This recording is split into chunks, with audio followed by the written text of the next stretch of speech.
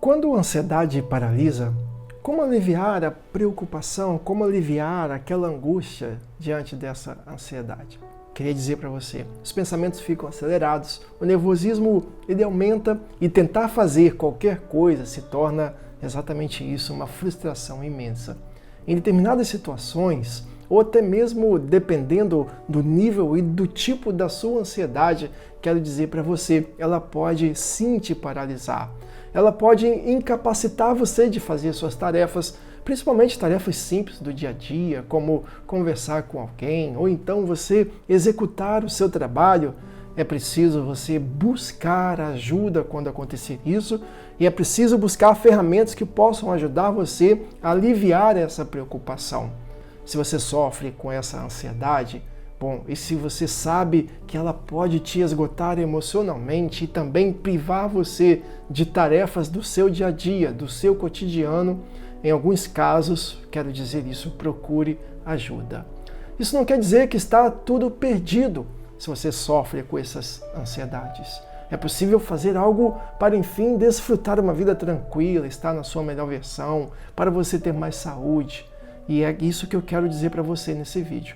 Para saber mais sobre como aliviar a preocupação excessiva, continue assistindo esse vídeo aqui comigo até o fim. Eu sou o Leandro Chaves, psicoterapeuta, filósofo, teólogo, sempre pronto a te servir por meio do autoconhecimento, propósito de vida e sentido da vida.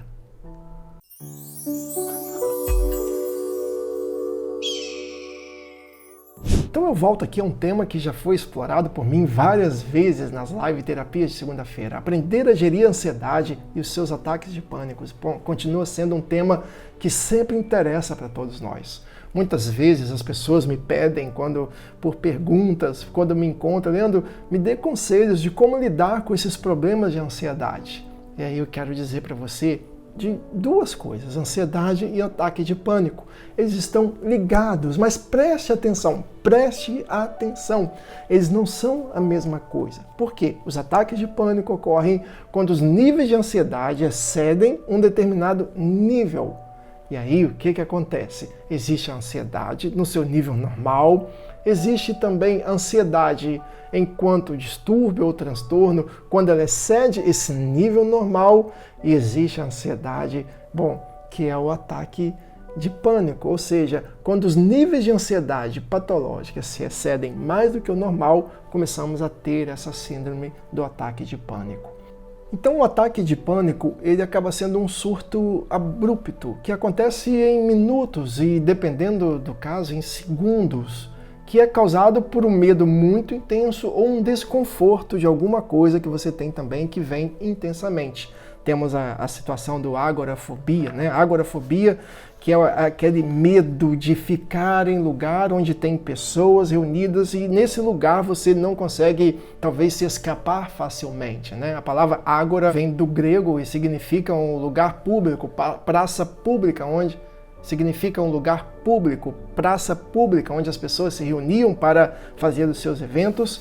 E aí, dessa palavra ágora, como nós temos situações de desconfortos, de medos diante de pessoas, de lugares que estão ali reunidas multidões de pessoas, grupos de pessoas, e aí nasce então esse transtorno que nós chamamos de agorafobia.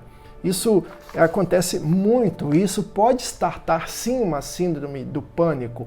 E tantas outras coisas podem startar uma síndrome do pânico. Um elevador, ou até em casa sozinho, você pode ter um start de uma síndrome de pânico. Mas provavelmente no elevador, no ônibus, no trânsito, eu já vi situações, né, de pessoas que no ônibus, né, pedem motorista para o ônibus parar porque começam a ter sensações ali, e sensações muito ruins. E aí eu quero dizer para vocês 4 sensações que geralmente acompanham um transtorno ou uma síndrome do pânico. Não necessariamente que esses sintomas têm que acontecer um por um ou que são somente esses sintomas. Existem tantos outros, mas geralmente esses 4 sintomas estão muito presentes, que é o sintoma da palpitação, outro que é o sintoma do coração acelerado, terceiro é o sintoma da taquicardia e quarto, o sintoma da sudorese. Esses 4 sintomas, coração acelerado, palpitação, aquele suor, seja nas mãos, ou então uma sudorese mesmo, aquele suor exagerado do corpo todo. Existem pessoas que têm até que trocar a roupa, porque de tanto passar pelo processo da sudorese, acabam tendo tanta essa manifestação que tem até que depois trocar as suas roupas. Enfim, aquele coração acelerado. Outras pessoas vão sentir falta de ar, acontece muito também em alguns casos a falta de ar, e ao ponto da pessoa ir para o sistema de atendimento de urgência de hospitais e clínicas com sintomas de infarto, com sintomas de falta de ar, e chega lá, né, é detectado através de exames, através da clínica, que na verdade a pessoa está passando por um momento de ansiedade ou então por um momento de pânico. E aí, o que eu quero dizer para você nesse vídeo? Isso pode paralisar, pode travar você. E o que a gente aqui não quer que aconteça nesse acompanhamento terapêutico, que na verdade não é que estamos fazendo terapia. Na verdade, esses vídeos que eu coloco, tudo que eu proponho para você no meu canal, é chamando você para a responsabilidade, é chamando você para a autonomia, é chamando você para encarar o seu processo. É exatamente isso que eu proponho aqui. E o que eu quero que não aconteça com você é que você paralise a sua vida. Paralise suas atitudes, paralise o seu modo de trabalhar, paralise a sua maneira de trazer o sustento para sua casa, para sua vida e prover as suas necessidades materiais. Que você paralise os seus relacionamentos de amizades ou seu relacionamento amoroso, a criação com seus filhos, todo o cuidado com seus filhos, por exemplo, brincar, sair, passear com os filhos, passear de carro, passear no mar, na lagoa, na praia, na natureza, na praça perto da sua casa, enfim, que você não fique travado com esses processos, que você encontre sim uma vida normal ou quase perto do normal, poderíamos dizer. E para você não paralisar, quando vier uma crise de pânico ou uma síndrome de pânico, não só com você, porque no momento que você passa por uma crise de pânico, existe também um fato que é uma consciência rebaixada, que nós chamamos na psicologia, né? O rebaixamento da consciência. O que significa isso no processo? Você que está passando por um processo de uma síndrome de pânico, você não vai ter tanta clareza dessas dicas que eu vou passar aqui agora para você. E aí, então, tudo fica mais difícil dependendo do grau da sua síndrome. Até porque o pânico não é um medo, né? É o medo do medo. Não é o elevador que é o problema, não é o ônibus que você está, o local fechado que é o problema, não é a sua casa que é o problema, não é, entende? Aquele encontro, aquela multidão e você olha e não vê portas para vocês ter ali, né? Se precisar sair correndo, você consegue sair facilmente. Não é isso o problema. O problema é o mecanismo que temos aqui do medo diante disso. Só que, como a gente tem medo de sentir aquelas sensações provocadas pela ansiedade, antecipadamente nós provocamos o medo do medo, daí vem a síndrome de pânico. No rebaixamento de consciência, nós perdemos um pouco de autonomia. Quanto mais rebaixamento de consciência, menos autonomia temos. Por isso é bom preparar quem mora com a gente, quem está com a gente, quem se relaciona com a gente, quem anda com a gente, se por acaso desencadear um processo, sim, podemos dizer, da síndrome de pânico. E até mesmo com isso que eu vou dizer agora, esses 5 conselhos, que você também pudesse ficar precavido e se preparar se alguém ao seu lado tiver um momento ou passar por uma síndrome de pânico. No primeiro momento, dicas que eu coloco para você comprovadamente dão certo e que trazem muitos resultados. No primeiro momento, feche os olhos e respire fundo. Você sabe que está diante de um medo que não é real, é um medo virtual. E você precisa calmamente, sem brigar com você, serenamente começar a trazer a sua consciência. Estou passando agora pelo pânico, eu estou em pânico, eu estou exatamente com medo deste lugar, estou com medo dessas pessoas, estou com medo de falar em público, estou com medo de ter essa relação amorosa, estou com medo de, enfim, seja o que for que você esteja passando, você vai dizer para você, e você vai dizer, agora eu tenho calma porque isso não é real. Calma, feche os olhos e você vai começar um processo de respiração, porém essa respiração do jeito que você quiser, ela só precisa ser cadenciada. E se você conseguir fazer essa respiração pelo diafragma, muito melhor, vai trazer mais resultados para você. Depois, no segundo momento, perceba as sensações físicas que estão acontecendo com você.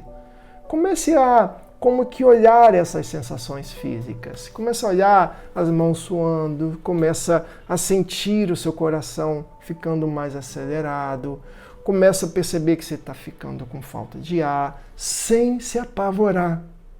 Você sabe ali que é um processo.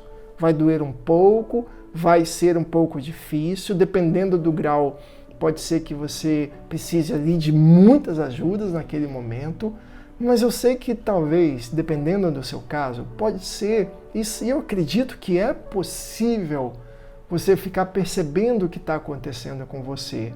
Tremura nas pernas, nas mãos, sensação de falta de ar, o coração palpitando. E aí você vai me prometer que quando começar a perceber, você não vai fugir e não vai se desesperar. Você vai se concentrar em algum objeto que esteja perto de você ou com você. Talvez uma natureza, uma árvore, um mar, talvez um céu, parar e olhar para o céu, talvez um pássaro, talvez pessoas, talvez você está tem um quadro, enfim, onde você estiver, talvez uma comida, talvez você está sentado num restaurante, talvez você precisa ter um objeto religioso, talvez você, para se concentrar, não tem nada para ver, mas você tem dentro da sua bolsa, no seu bolso, você tem um objeto religioso, um objeto sagrado, alguma coisa que você segura. Eu já vi pessoas segurando, né? Pessoas, por exemplo, que são da religião católica, que no momento da ansiedade seguram a cruz, seguram o terço, seguram a foto de um santo e sentem ali uma proteção. O que vai acontecer naquele momento? Sua mente começa a se mover para a direção da sua concentração.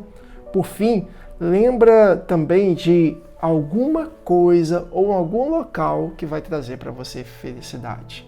Por isso que eu estou te falando, quanto mais rebaixamento de consciência, mais dificuldade você vai ter. Mas se você não tem tanto rebaixamento de consciência, você vai começar a pensar em locais que trazem felicidade.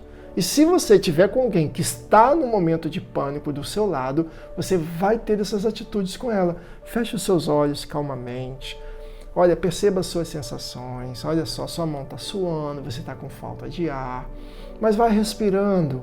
Concentre aqui comigo nesse objeto. Concentre comigo num local. Você pode até concentrar, né? Fazer uma sua concentração na sua mente num local que te traz felicidade, um local que te traz calma, um local que te traz alegria, uma pessoa que te traz alegria, talvez um passeio que você fez, uma viagem que você fez, algum lugar que você foi, uma comida que você comeu.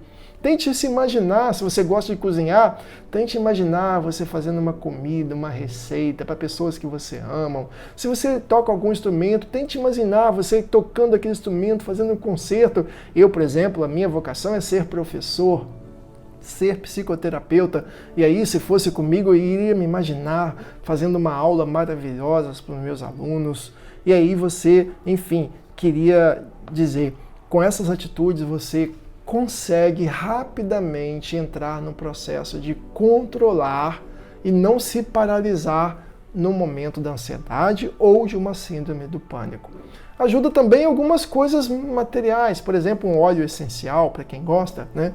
Eu, particularmente, eu sou muito adepto dos óleos essenciais. Eu gosto do lavanda, por exemplo, que relaxa, te dá uma sensação de calmaria.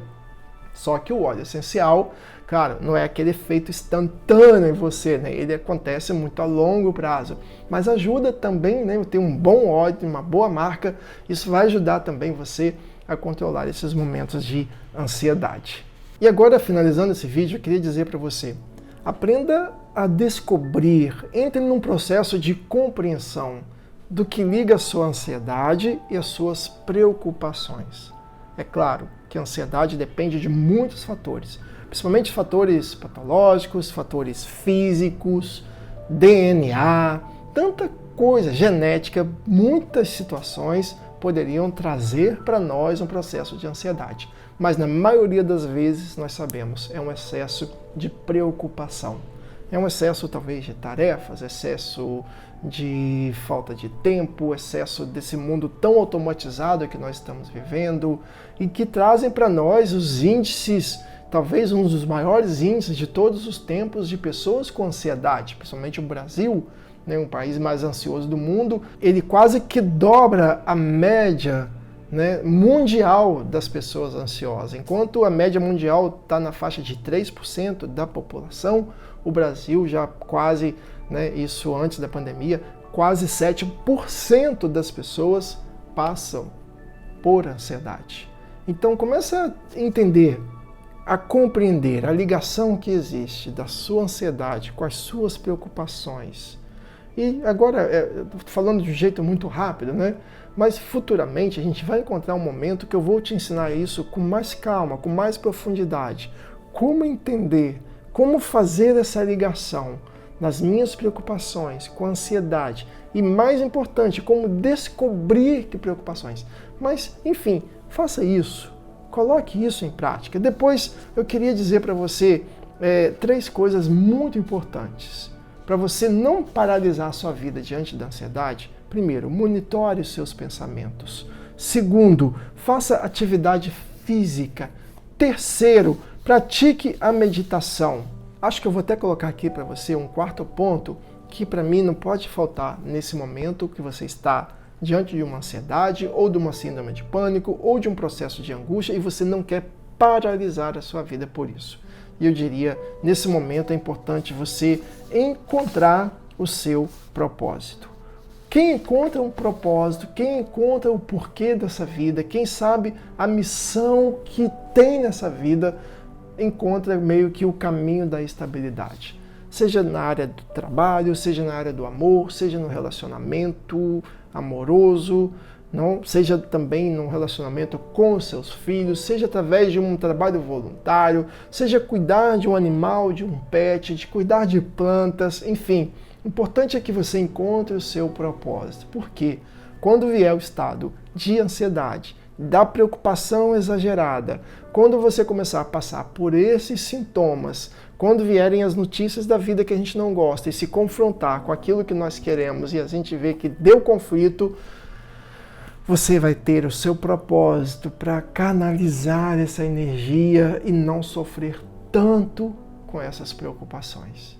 É o caminho, é esse o caminho que eu coloco para você. Em busca de uma vida saudável, faça conosco esse caminho, o caminho de não deixar-se paralisar diante da ansiedade.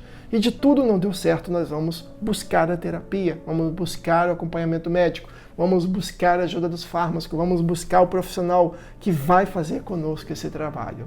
E aqui você pode também, todas as segundas-feiras, às 8h28 da noite, participar dessa live terapia e viver esse momento brilhante. Se você assistiu esse vídeo até aqui, quero dizer para você, sinal que você gostou desse vídeo. Então eu queria que você encaminhasse esse vídeo, olha que desafio que eu estou te dando, para pelo menos 10 amigos. E você vai encaminhar esse vídeo, você vai deixar o seu comentário aqui, você vai curtir esse vídeo ou deixar o seu like, você vai fazer todo esse movimento em prol dessa corrente do bem, levar para as pessoas que elas podem buscar, ter, conseguir, superar qualquer drama e, enfim, estar na sua melhor versão. Até a próxima. Sou Leandro Chaves e desejo para você uma boa saúde emocional.